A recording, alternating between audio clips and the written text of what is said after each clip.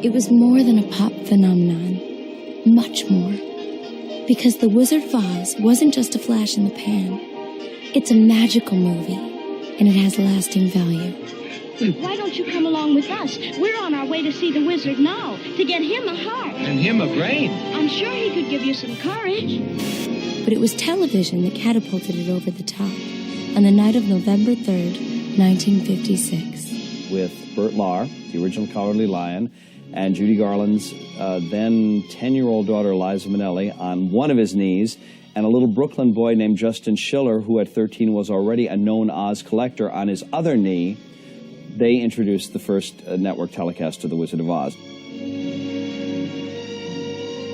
They were very, very shrewd, these TV people. You know where they placed it? They showed it on the Sunday before Thanksgiving. A celebration of home, a celebration of Americana. There were only a few channels back then, maybe 3 or 4 in each town. It wasn't like the hundreds of channels today, and there was no such thing as a tape or DVD. When a movie was shown on the tube, everybody watched it. You could say that again. I was 5 back in Wisconsin. I watched the movie that night with 3 cousins and 2 sets of aunts and uncles and my mom and dad, and everybody else had a wonderful evening. I had the life-changing experience. It was a big family event. The whole family gathered to watch it on a black and white television set, so I had no idea it turned to color when we got to Oz. But I loved it. Didn't matter we didn't have any color to see those beautiful Technicolor scenes. There's no place like home. CBS then didn't show Wizard of Oz again for 3 years. They held it. They thought once a year would be too much. Well, they showed it again in 1959. And the ratings, they went through the roof. They were astronomical. It was like something like 45 million people. And then it started, once a year. Everyone could remember where they were the first time they saw it. I was 6 years old. I was living in Monterey, California. I remember my sister and I playing Wizard of Oz in the living room, marching around and singing Ding Dong, the Witch is Dead. And from then on, I was hooked on Oz. I had to watch the movie every year. It was like the 3 main events of a child's annual life. Birthday, the December holidays, be they Christmas or Hanukkah, and the night the Wizard of Oz was on. Part of the magic was that you could only see it once a year. You would sit there and think, oh, there's the cyclone. No, I'm not going to see it for a year. Oh, but there's Munchkinland. I also remember cowering and hiding my eyes whenever the Wicked Witch came on the screen. I was so terrified of poor Margaret. I'm not afraid of a witch. I'm not afraid of anything. What I remember is peeking out from behind the couch and just daring to take a peek at the Wicked Witch, because I could hear the sound of her in the tree, and I could, I knew the scenes where she was going to come. Here, Scarecrow, wanna play ball? And then I would hear that horrible cackle. There's no question that it moved me profoundly and scared me, actually, deeply. And I'm sure it's when the flying monkeys appeared, and I was just, put me away. I was terrified. My father was a TV repairman, and we were one of the first on the block to get a large color console TV, and he did this right before the annual showing of The Wizard of Oz. I think he had that in mind. And, my parents, the day of the movie, were telling me, oh, you're in for a surprise, something wonderful is going to happen. And, I remember being excited to see the movie anyway, but then when I actually saw her open the door and it burst into color, it was just, the most amazing thing.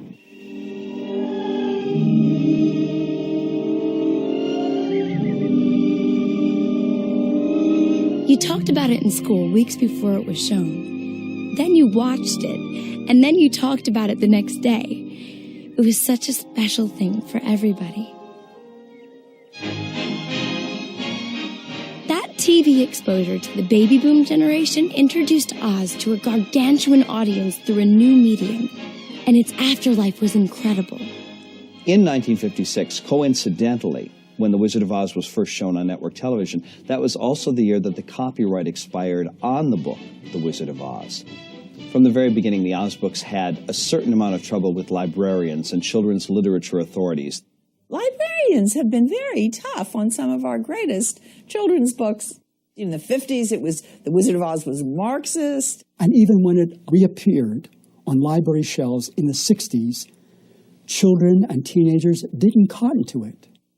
The books wouldn't be in print anymore if it wasn't for someone like Peter Glassman. I mean, Peter Glassman fought to get these books reprinted, and reprinted in a beautiful way, not just as a bargain book. I came to the Oz books rather late, actually. I knew the movie backwards and forwards, and we had a copy of The Wizard of Oz on the bookshelf for as long as I could remember. It was my mother's childhood copy. The first edition of The Wizard of Oz had 24 hand-tipped color plates and 2 color illustrations on almost every other page. And recreating that was quite a challenge. And for the 100th anniversary of The Wizard of Oz, we completed the set by publishing Glinda, the 14th and last novel by L. Frank Baum himself. It was a great achievement and a great pleasure to do. All of a sudden, producers and entertainment companies were flooding the market, capitalizing on the TV triumph of the MGM film. By the early 1960s, there were 5-minute Oz cartoons. There was a special Shirley Temple NBC adaptation of The Land of Oz in which she played the Princess Ozma. Off to See the Wizard was produced in 1967, and it was hosted by the Oz characters and animated by Chuck Jones. I'll put a stop to that. And so...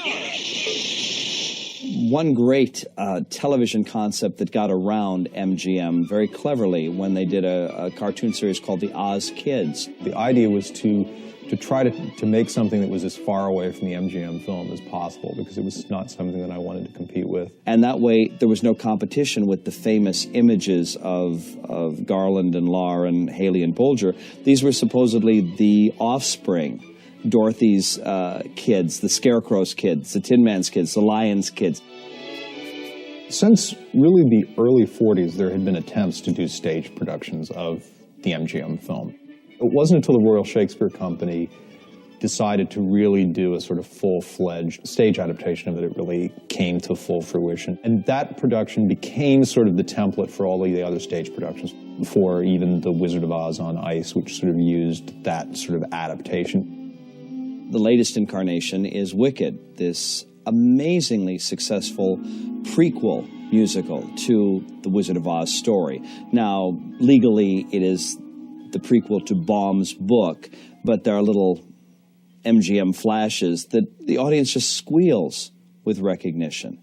I think it's really hard to even make a fantasy film without remembering the archetypes of the Wizard of Oz film, because they did everything so well. And certainly it has influenced films like Star Wars in a different way, because it takes the sort of pop culture aspect of Oz and injects it into a very sort of contemporary milieu. You had the hairy person and the metal person and the girl and the man going off on the adventure. And certainly, most significantly, with something like E.T., whether intentional or not, it's very apparent. E.T., for a lot of people, is Oz in reverse. Instead of a child, a normal child, going someplace fantastic and having to find a way home, you have the fantastic creature coming to normalcy and dealing with normal people here and having to find a way home. The Wizard of Oz hasn't endured because of the novelty or the spectacle. It goes a lot deeper than that. You've always had the power to go back to Kansas. I have. Then why didn't you tell her before? Because she wouldn't have believed me. She had to learn it for herself. When a story and characters are familiar, as The Wizard of Oz has become, all of a sudden it's open to all kinds of interpretations. Any great work of art is a metaphor. And into the mystery of this metaphor, people can project lots of meanings. There have been feminist interpretations of The Wizard of Oz. Baum's country is indeed, to a certain extent, a matriarchy. So many little girls we meet want to be Dorothy. They adore her. She is their idol and their role model. And she's a good role model. She goes in as a woman and she's asking questions. She's talking to people. She's wanting to find her way back home. And I think that's a very feminine approach to a confrontation. And she shows us the strength of the feminine. I didn't buy them. No, but you tried to. It's bad enough picking on a straw man, but when you go around picking on poor little dogs. She has the ability to help her friends as she meets them. She is the impetus for them growing or getting what they need. Dorothy, where are you? It's me, Daddy M. Traditionally, women and the feminine energy is more about connecting. It's not so much about achieving in the world, although we do, but it's much more about staying connected with the family, and that was where home was. That's a very feminine value. We haven't really met properly, have we? Why, no. How do you do? How do you do? Very well, thank you. If she never came along, the Scarecrow would have never moved out of that field, or the Tin Man would have never got unstuck. She is a tremendous catalyst for the action. Then I'm sure to get a break. Each of those characters is missing a piece that the other ones have, so you put them all together, they make a whole, or more than a whole, like a super person.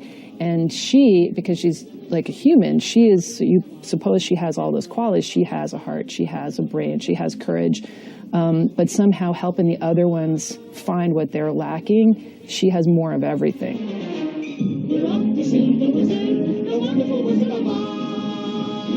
That's like Over the Rainbow. That longing for that utopian peace, prosperity, unity, harmony. And what the film, I think, touches on, it does have that longing for joy and abundance, which are very distinctly American promises. The bottom line, and I think this is the generally accepted image of Oz, is that this was indeed a unique utopia kingdom based firmly on American concepts. Oz has become an institution deeply embedded in our lives. That was the atmosphere when MGM decided to sell off its assets, starting with old movie props and costume pieces.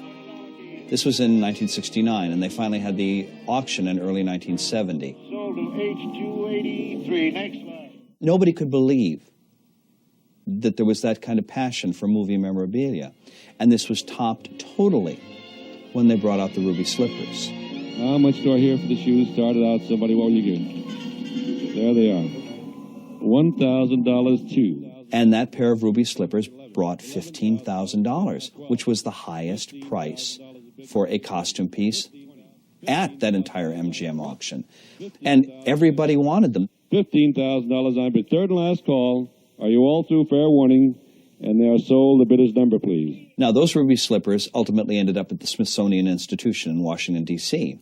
And as the people who are in charge there can tell you, they have had to replace the carpet in front of the spot where the ruby slippers are kept over and over and over, because people just come and stand and stare and look, and they come back and look again, and then they come back and look again. One thing that's grown out of the Oz legacy is a huge fan base of collectors.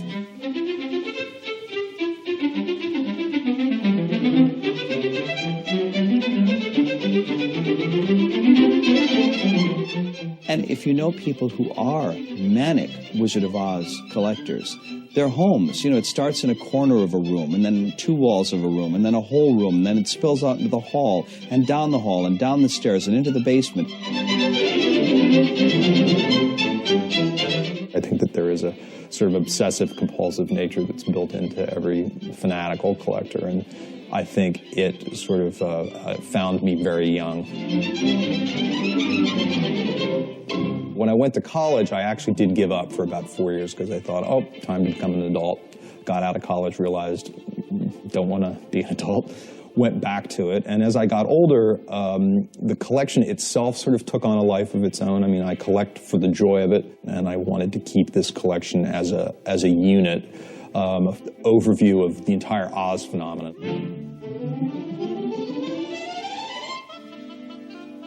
Really until the 50s, until the book went into public domain, there wasn't a lot of merchandise. This stuff really started to escalate in the 70s. By the time the 50th anniversary came around, there was just tons of stuff. And there continues to be tons of stuff, and I don't think it's ever going to abate.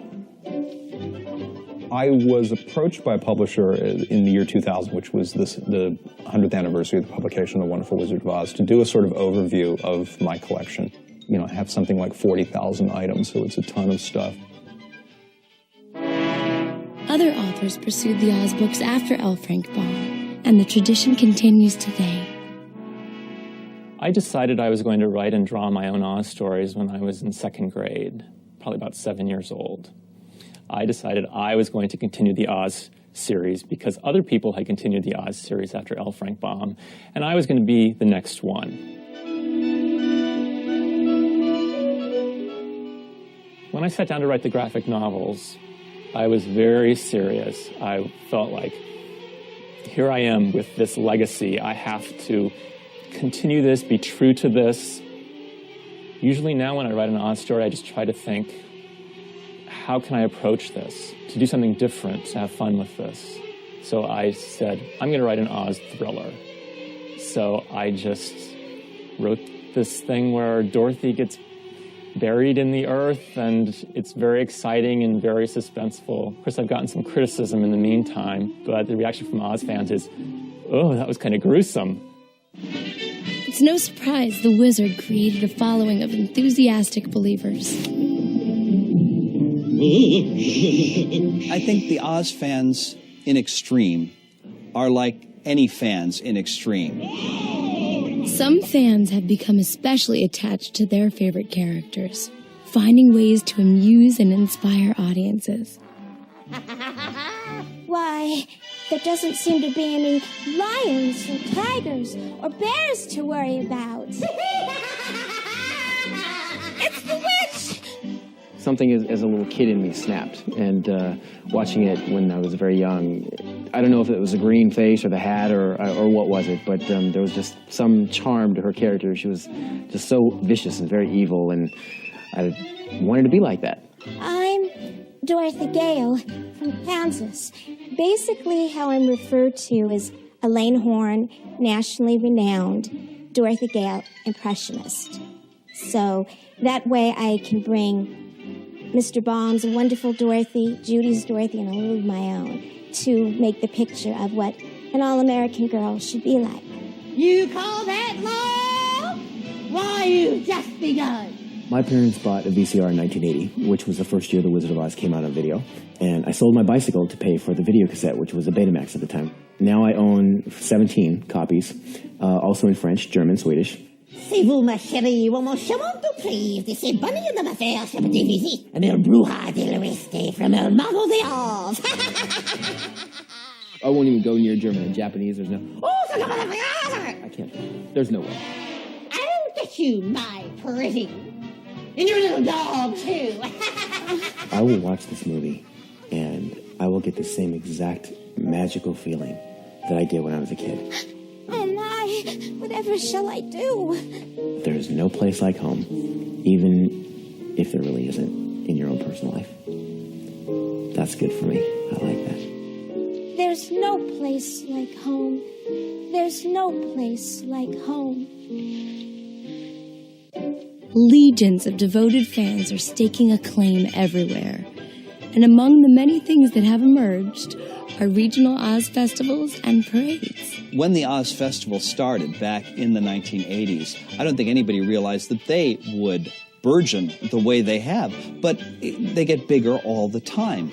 The fans who came 20 years ago now bring their children. How often do you watch The Wizard of Oz? 100 times. I love it. And what is your character? Who are you? Dorothy. And who are you? I'm the coroner. When was the first time you saw The Wizard of Oz? I was probably like 3, I think. About the same age as her, yeah. I think we saw it at the same time. Yeah. What is your favorite part of The Wizard of Oz, sweetie? How Toto runs away. When the witch gets melted. Is Dorothy your favorite character? Yes. Why? Well, because she's a girl.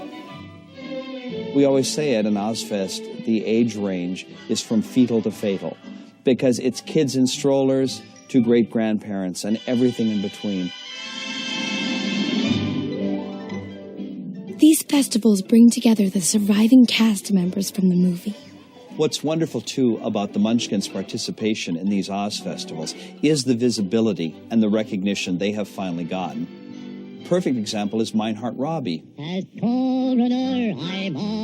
Shall we say it's an honor, because whenever the Wizard of Oz is shown, the people who are 80, 90 years of age come to me the next day, oh, I saw the picture Wizard of Oz and I spotted you. So even people of that age, it's still a popular item because it's part of their youth. He's really most sincerely dead.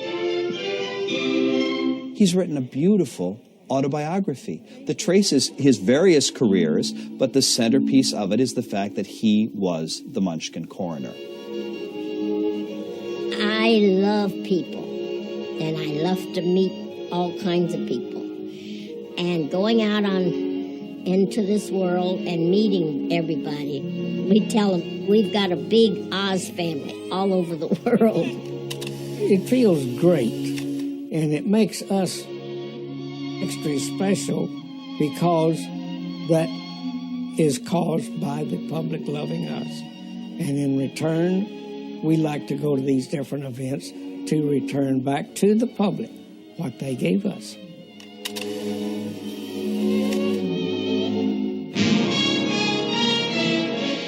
We go back to Oz over and over again. Tigers and bears.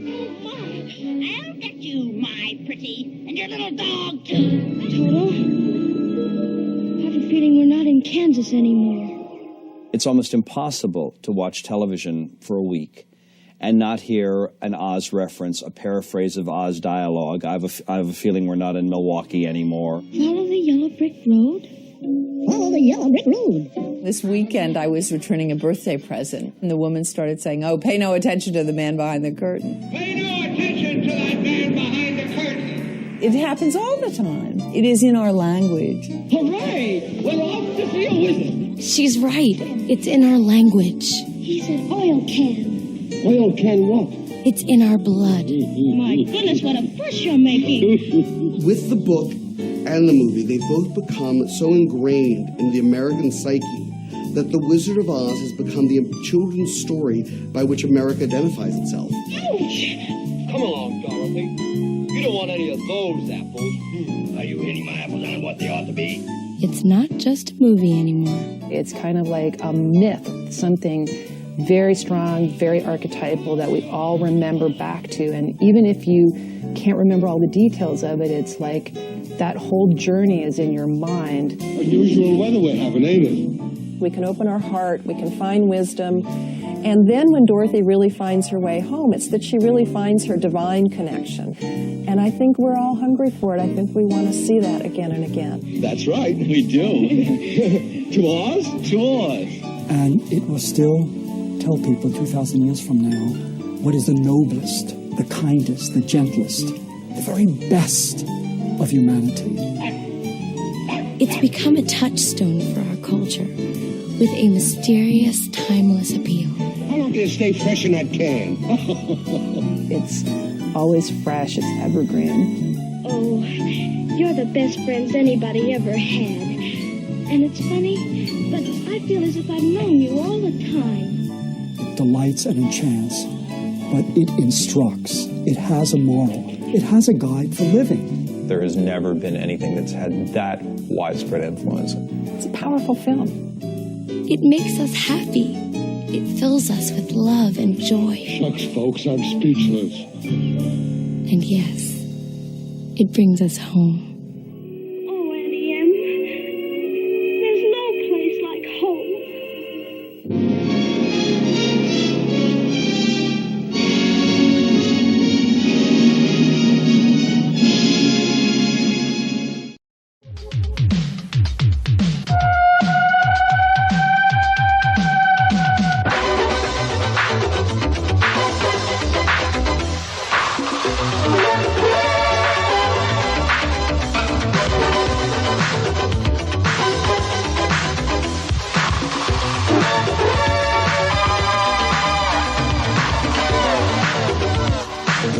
Bye.